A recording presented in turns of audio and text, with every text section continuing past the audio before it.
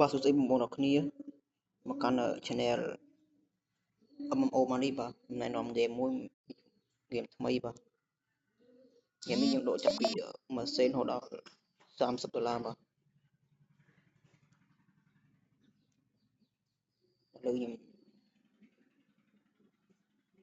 ត្រូវបាន$52បាទ exchange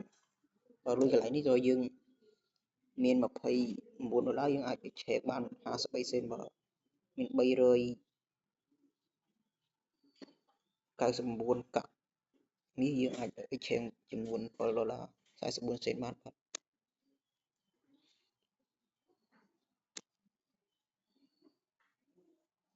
ឥឡូវខ្ញុំដកបានចំនួន5សេនបាទ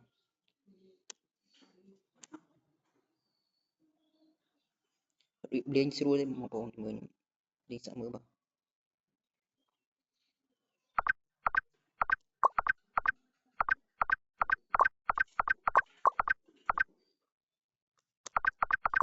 ស្រួលលេងទេបងប្អូនអរគ្នា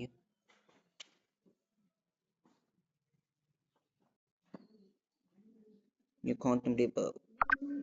ត្រូវពណ៌គ្នាបាទ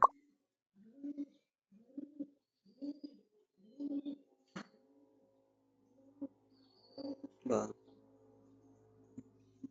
មានអ្នកដកទៀតហើយ$10បាទកន្លែងនេះយើងគាត់ invite friend បើ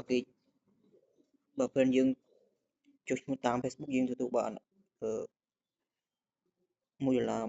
បើគេលេងយើងទទួលបាន$2ចាប់ពី level 10ឡើងទៅបាទ level 15 level 32 level 8បាទ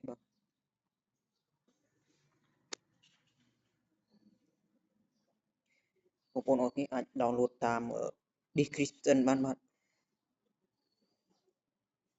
តាមក្នុងចំណងជើងវីដេអូបាទវីដេអូមិនប៉ុណ្ណឹងសូមអរគុណ